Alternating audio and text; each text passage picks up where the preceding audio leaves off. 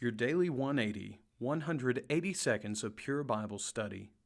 Welcome to this, your Daily 180 Bible study. We're so honored that you've joined us today for this study. This week we're looking at James chapter 4, verses 7 through 10, and we're talking about the cure for worldliness. Worldliness is a horrible disease. Today we're going to be looking specifically at verse number 10.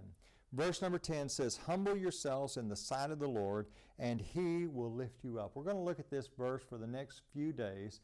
It's a very important aspect of this idea of the cure for worldliness. Every child of God should be characterized by humility and characterized by the attitude of surrender. We must surrender to the will of God. You know, in Jesus' day, there was a group of folks who were very religious. There's nothing wrong, incidentally, with that word religion. James, in James chapter 1, talks about pure and undefiled religion. Nothing wrong with the idea of religion as long as it is pure and undefiled religion. But at the same time, I want you to understand people can be very religious and simultaneously very unrighteous. What God demands from us is righteousness. In Jesus' day, the Pharisees were very religious, but they did not surrender to God. As a matter of fact, in Matthew chapter 23, Jesus really lays out the problem. Look at verse 5 of Matthew 23. He says, "But all the works they do to be seen by men.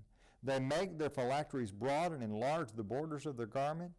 They love the best places at the feast, the best seats in the synagogues, greetings in the marketplace, and to be called Rabbi, Rabbi." Oh, they love that. They love the applause of men. They love to be exalted. Notice verse number 11. "But he who is greatest among you shall be your servant. And whoever exalts himself will be humbled, and he who humbles himself will be exalted." Now here's the reality. You know, we can exalt ourselves, we can be very religious, but it doesn't mean that we've humbled ourselves before God. And we need to understand the importance of simply going to God, going to His Word, humbling ourselves before His Word and saying, "Lord, speak." Listening to His Word and then having the courage to follow it and do whatever He demands. That's what it means to humble ourselves before God. We're going to continue this discussion. Join us again tomorrow.